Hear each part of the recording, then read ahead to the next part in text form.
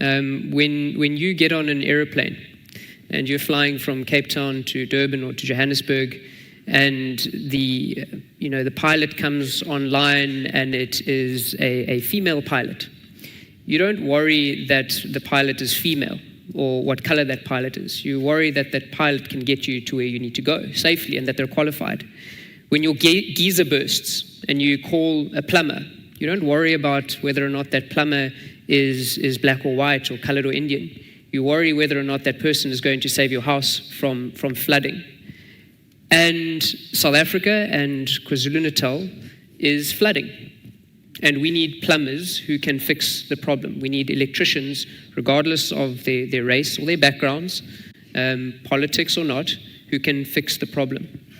Now, that's not to say we haven't got important conversations still to have as South Africans around discrimination, around historical imbalances, inequality. That's not dismissing those important conversations that we have to have. But what it does say is that at this particular point in time, as a nation and as a province where I come from, we have to make a serious choice about how and what we want the future to look like. Are we going to exist at this level, at 30,000 foot, having conversations that are not putting bread on the table, are not fixing potholes, are not growing the economy, which is often what happens when it comes to elections. We don't actually talk about the real issues. We don't talk about how we're going to reduce crime. We end up pointing fingers and shouting at each other as politicians or people who exist in the political space. So we're going to an election where people want plumbers and electricians, and they want doctors and pilots who are sufficiently qualified and who have the sufficient expertise to be able to fix the serious challenges that we've heard people unpacking today. Can I follow up there? So the DA completely scrubs black economic empowerment of any shape or form from its manifesto. I think it's a mistake. How do you sell that in a province like KZN, where I would think that the requirement of black empowerment is still a very necessary one to take with you on the stumps? How's that going down?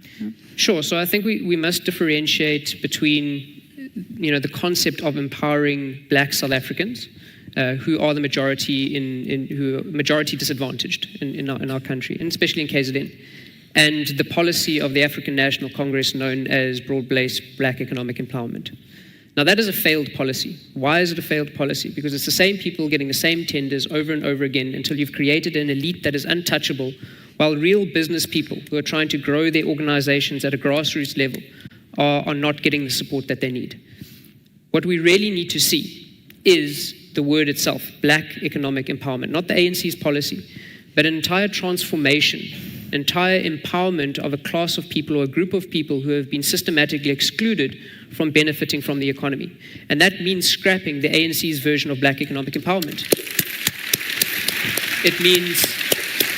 It means making sure that a small black business owner can participate, whether it's in government tender systems or big business, and incentivizing that through a system that is different to what we have now, because it is clearly not working.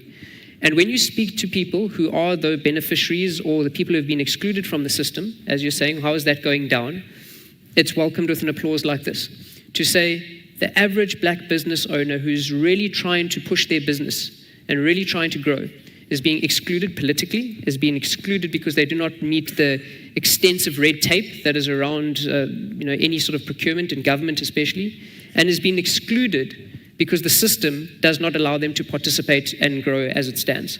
So yes, we need to ensure that there is black economic empowerment, but not the current policies that we see being run by our government.